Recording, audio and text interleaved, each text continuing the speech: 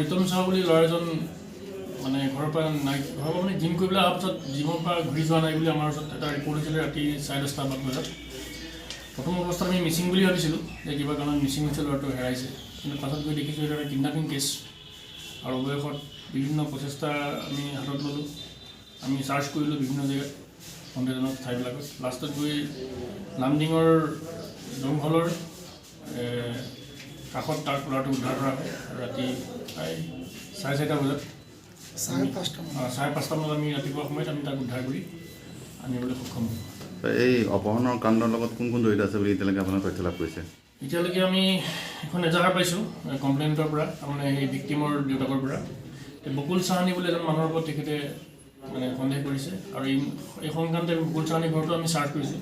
বকুল চাহানীক আমি ঘৰত পোৱা নাই, বৰ্তমান বকুল চাহানী ঘৰত নাই। ৰাতি আমি তাৰ ঘৰত চাৰ্চ কৰিছোঁ, বকুল চাহানীক আমি ঘৰত পোৱা নাই। ইতিমধ্যে বকুল চাহানীৰ ওপৰত তেওঁ এখন এফআইআৰ লজ কৰিছে আৰু এই সংক্ৰান্তে আমি এতিয়া বিহিত ব্যৱস্থা গ্ৰহণ কৰিছোঁ।